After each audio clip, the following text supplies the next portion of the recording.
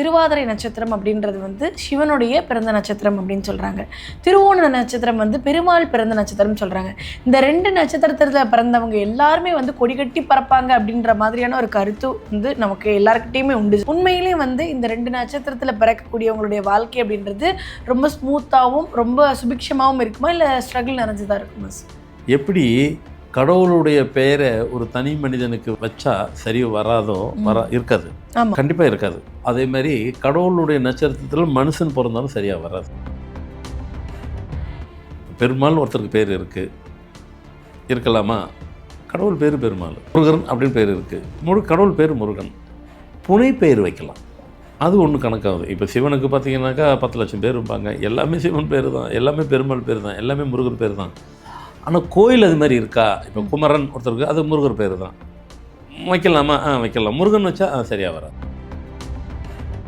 அடித்து தானே ஒரு குழந்தைய வளர்க்க முடியும். எல்லாரும் அடித்து தானே வளர்ந்துருக்காங்க, என்னையும் அடித்து தான் வளர்த்தாங்க, எல்லாம் அப்படி தான். அது ஸோ எதுக்காக சொல்ல வரேன்னா, அடித்து நம்ம வளர்த்தா நல்லது வளர்க்க போகிறாங்க. அடிக்கிறது போட்டு அடிச்சுட்டு போட்டோம். திட்டுவாங்கல்ல, யாரை திட்டுறாங்க?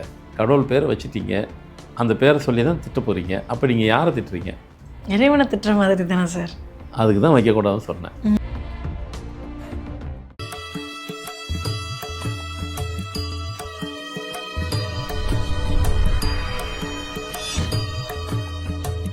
ஃபார்மட் நியூமராலஜி நேயர்களுக்கு நர்மதாவின் அன்பான வணக்கம். நம்மளுடைய சேனலில் தொடர்ந்து பல்வேறு விதமான ஃபார்மட் நியூமராலஜி மற்றும் ஆன்மீகம் சம்பந்தமான தகவல்கள் பார்த்துட்டு இருக்கோம். அந்த வகையில் இன்றைக்கி நம்ம பார்க்க போகிற இந்த ஒரு பதிவில் நேயர்கள் கேட்டிருக்கக்கூடிய பல்வேறு விதமான சந்தேகங்களுக்கு தெளிவான பதில் கொடுக்கறதுக்காக நம்ம கூட இன்றைக்கி ஃபார்மட் நியூமராலஜியினுடைய தந்தை டாக்டர் மகா தன்சிகர் ராஜா அவர்கள் இணைஞ்சிருக்கிறாங்க. வணக்கம் சார். வணக்கம்மா. சார், இப்போ வந்து திருவாதிரை நட்சத்திரம் அப்படின்றது வந்து சிவனுடைய பிறந்த நட்சத்திரம் அப்படின்னு சொல்கிறாங்க.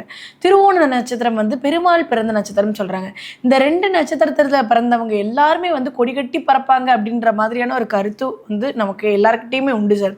ஏன்னா வந்து இறைவனே பிறந்த நட்சத்திரம் அப்படின்றப்போ இறைவன் நமக்கு இப்போ நம்ம நட்சத்திரத்தில் பிறந்த எல்லாரும் நல்லா இருக்கட்டும் அப்படின்னு தானே பார்ப்பாரு அப்படின்ற மாதிரி ஒரு பார்வை இருக்குது.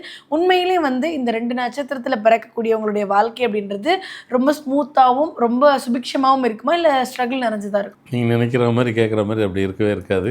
வாய்ப்பே இல்லை. வாய்ப்பே இல்லையா சார்? வாய்ப்பே இல்லை. என்னங்க குண்டு தூக்கி போடுறீங்க? சிவன் நட்சத்திரம் பெருமாள் நட்சத்திரத்தில் பிறந்து திருவாதிரை திருவோணம் பிறந்தால் நல்லா தானே இருக்கணும். அவங்களுக்கு உண்டான நட்சத்திரம் மனுஷனுக்கு எங்களை மாதிரி ஆளுக்கு பிறந்தால் நாங்கள் நல்லா தானே இருக்கணும். ஆமாம், அமோகமாக தான் இருப்போம் அப்படின்றதான நம்பிக்கையாக இருக்குது. அதுதான் இருக்காது. ஏன்னா எப்படி கடவுளுடைய பெயரை ஒரு தனி மனிதனுக்கு வச்சா சரி வராதோ இருக்காது, கண்டிப்பாக இருக்காது. வச்சா சரி வராதோ அதே மாதிரி கடவுளுடைய நட்சத்திரத்தில் மனுஷன் பிறந்தாலும் சரியாக வராது. இப்போ பெருமாள் ஒருத்தருக்கு பேர் இருக்கலாமா? கடவுள் பேர் பெருமாள். முருகன் அப்படின்னு பேர் இருக்குது, கடவுள் பேர் முருகன். புனை பெயர் வைக்கலாம், புனை பெயர் வைக்கலாம், அது ஒன்று கணக்காகுது. இப்போ சிவனுக்கு பார்த்தீங்கன்னாக்கா 10 லட்சம் பேர் இருப்பாங்க, எல்லாமே சிவன் பேர் தான், எல்லாமே பெருமாள் பேர் தான், எல்லாமே முருகர் பேர் தான். ஆனால் கோயில் அது மாதிரி இருக்கா? இப்போ குமரன் ஒருத்தருக்கு அது முருகர் பேர் தான், வைக்கலாமா? வைக்கலாம். முருகன் வச்சா சரியாக வராது. இப்படி இதுக்குடைய அர்த்தம் இப்படி தான் நம்ம புரிஞ்சுக்கணும். அதே மாதிரி எப்படி பேர் இறைவன் அப்போ அந்த காலத்துலலாம் அப்படி வச்சாங்கன்னு வைங்களேன். கடவுள் பேர் வைக்கிறதுனால கடவுளுக்கு உண்டான சுபம் நமக்கு கிடைக்கும், கடவுளுக்கு உண்டான இது அவ்வளோ நமக்கு கிடைக்கும் அப்படிங்கிறது தான் நம்ம நினச்சிக்கிறோம், அப்படி வச்சுக்கிறோம். அது சரியான அதுவே நான் வந்து இப்போ இல்லை, பல வருஷமாக அது வைக்கக்கூடாது. சிம்பிள் தான். இந்த கேள்விக்கு நீங்களே கேள்வி கேட்டு நீங்களே பதில் சொல்லிடுங்க. இறைவனோட பெயரை நீங்கள் வைக்கிறீங்க, கடவுள் பெயரை நீங்கள் வைக்கிறீங்க, சின்ன குழந்தையில தான் வைக்க போகிறீங்க.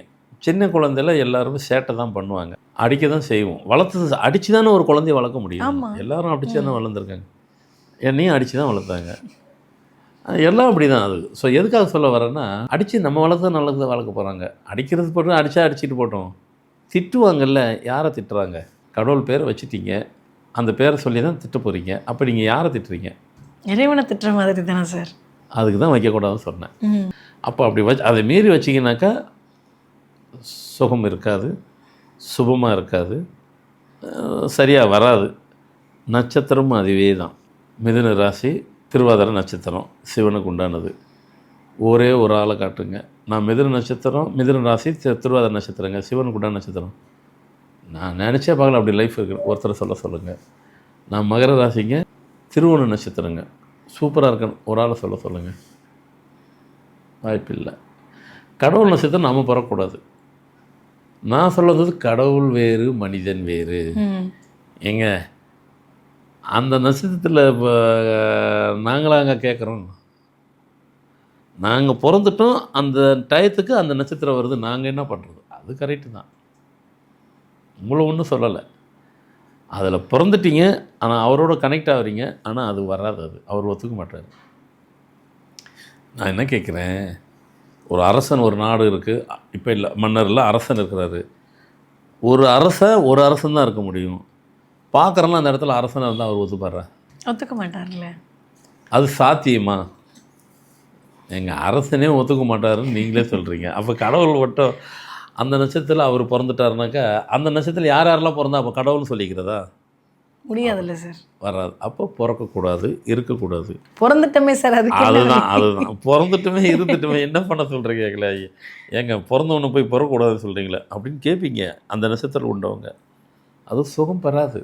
ஏங்க சுகம் பெறாது சொல்கிறதுக்கு நீங்கள் உட்காந்துக்கிட்டு இருக்கிறீங்க. நாங்கள் அதை இருந்துட்டு அதையே நினச்சிக்கிட்டு காலமெல்லாம் நாங்கள் வாழ்கிறதா வேண்டாமா அப்படின்னு அடுத்த கேள்வி இருக்குது. இப்போ அந்த நட்சத்திரம் நான் பிறந்தாலும் நானும் அந்த கேள்வி யாருன்னா சொன்னேன்னா நாங்கள் கேட்கத்தானே வேணும். அதுக்கு ஏதோ ஒரு தீர்வு, ஏதோ வழி சொல்லுங்கள். நட்சத்திரம் இனி நாங்கள் மாற்ற முடியாது, பிறந்துட்டோம், என்ன போய் மாற்ற முடியாது, நாங்கள் என்ன பண்ணிக்கலாம்? கடவுளுக்கு அதுக்குண்டான பேரை வச்சுருப்பீங்க, அதை முதல்ல மாற்றிடுங்க. இதை வச்சா ஒன்றா அதை வச்சுருப்பீங்க. டோட்டலாக டேட்டுக்கு கனெக்ட் ஆகிற மாதிரி ஒரு பேரை வச்சுக்கிங்க, அதை ஃபாலோ பண்ணுங்கள், மாறி போயிடும். அவ்வளோ நட்சத்திரப்பாட்டு அது இருந்துட்டு போகுது, பேரை மாற்றி விட்ருங்க, சரியாக போயிடும். ஏன்னா வாழ்ந்த வாழ்க்கைன்னு ஒன்று இருக்கு இல்லையா, அந்த வாழ்க்கைக்கு அந்த நட்சத்திரம் பொருந்திருக்கும். பொருந்தாத பேரை வைங்க, டேட்டுக்கு பொருந்துகிற பேர் வைங்க, அந்த நட்சத்திரத்துக்கு பொருந்தாத பேரை வைங்க. நட்சத்திரத்துக்கு உண்டான பேர் வச்சுருப்பீங்க, நட்சத்திரத்துக்கு உண்டான பேரை வைக்காமல் டேட்டுக்கு பொருந்துற மாதிரி பேரை வச்சுக்கிங்க, சரியாக போயிடுச்சு. இப்போ அதை அப்படியே வச்சுக்கிட்டு அந்த பேரை ஃபாலோ பண்ணுங்கள். சுகமான வாழ்க்கையை வாழலாம், நினச்ச வாழ்க்கையை வாழலாம். அவரோடு போய் கனெக்ட் ஆக மாட்டீங்க. ஏன்னா என்னை பொறுத்த வரைக்கும் கடவுள் வேறு மனிதன் வேறு. அதில் நான் ஸ்ட்ராங்காக ஆரம்பத்துலேருந்து இருக்கிறேன். எனக்கு கூட நிறைய சக்தியை கொடுக்குறாரு, எனக்கு கூட நிறைய அருள் கொடுக்குறாரு. அவ்வளோதான், நான் அதோடு தான் இருந்துக்கிறணும். ஆண்டவரோட அருள் பெற்றுக்கொண்டிருக்கேன்னு தவிர அவ்வளோதான் நம்ம ஆண்டவர் அப்படின்னு சொல்லி அதெல்லாம் ஒரு காலம் முடியாது. 5 முறை கைலாஷ் மலைக்கு போயிருக்கிறேன். 5 முறையும் வந்துட்டு பார்த்தீங்கன்னாக்கா அழகான தரிசனம் அப்படி இப்படிலாம் கிடையாது. என்ன மாதிரி தரிசனம்லாம் கேட்டிங்கன்னாக்கா பொன்னார் மேனிலாம் அவ்வளோ சீக்கிரம்லாம் கிடைக்காது. அந்த மாதிரி தரிசனமே பார்த்துருக்குறேன். எதுக்காக சொல்ல வரேன்னா, பெரிய சிவன் கோயில் கட்டிக்கிறேன், எல்லாமே சரி, அதெல்லாம் பாக்கியத்துக்கு உட்பட்டது. நமக்கு பாக்கியம் கிடைச்சிருக்கு, அவ்வளோதான். நம்ம என்ன சொன்னாலும் நடக்கும், எது சொன்னாலும் பிரத்தியாக இருக்குது, மற்றவங்களுக்கு எல்லாமே நடக்கும், அவ்வளோதான். அந்த சக்தியை கொடுத்துருக்காரு, அதோடு நான் நின்றுக்கிருந்தோம். ஒரு காலம் நான் எதுவும் ஆக முடியாது. அதேமாதிரி அது முதல்ல புரிஞ்சுக்கிறணும். ஸோ அதெல்லாம் நான்லாம் புரிஞ்சுக்கிட்டேன். புரிஞ்சதாலும் பிரத்தியாக இருக்குது, மற்றவங்களுக்கெல்லாம் நல்ல இதை கொடுக்குறது என்னென்னமோ இந்த மாதிரி விஷயங்கள்லாம் செய்கிறேங்கிறது எனக்கு தெரியுது, மக்களுக்கு தெரியுது.